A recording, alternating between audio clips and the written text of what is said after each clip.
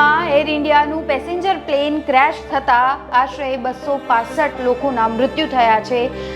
242 મુસાફરો આ પ્લેનમાં મુસાફરી કરી રહ્યા હતા, અમદાવાદથી લંડન જઈ રહ્યા હતા અને માત્ર 2 મિનિટના અંદર જ આ પ્લેન ક્રેશ થઈ ગયું। આ હચમચાવતી ઘટનાએ સમગ્ર દેશને વિચલિત કરી દીધા છે। હાલ તમામ જે દિગ્ગજ નેતાઓ છે તેઓ પણ ગુજરાત ખાતે પહોંચી રહ્યા છે। ગુજરાતના પૂર્વ મુખ્યમંત્રી વિજયભાઈ રૂપાણીનું આ ઘટનામાં નિધન થયું છે અને તેમની શોક સભામાં હવે તમામ દિગ્ગજ નેતાઓ પહોંચી રહ્યા છે। તેમની પત્ની અંજલિ રૂપાણી, જેઓ લંડનમાં પોતાની દીકરી સાથે હતી, તેઓ પણ વહેલી સવારે અમદાવાદ પહોંચી ગયા છે। અમદાવાદ એરપોર્ટ પર તેમનું આગમન થયું અને ત્યારબાદ તેઓ તેમના ગાંધીનગરના નિવાસ સ્થાને પહોંચ્યા હતા અને ત્યાં ધ્રુસકે ને ધ્રુસકે તેઓ રડવા લાગ્યા।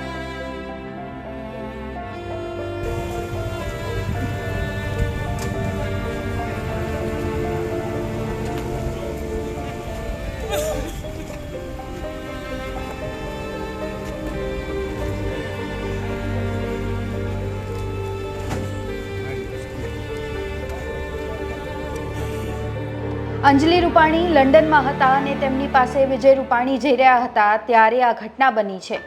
આ સમાચાર મળતા જ અંજલિબેન લંડનથી ગુજરાત પરત ફર્યા છે।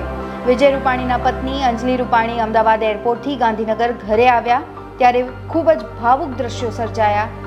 તેઓ ગાંધીનગર સ્થિત ઘરની બહાર આંખોમાં આંસુ અને ખૂબ જ દુઃખી દેખાઈ રહ્યા હતા। આપને જણાવી દઈએ કે વિજય રૂપાણીએ પત્ની અંજલિ રૂપાણી સાથે 3 જૂને વિદેશ પ્રવાસ માટે ટિકિટ બુક કરાવી હતી।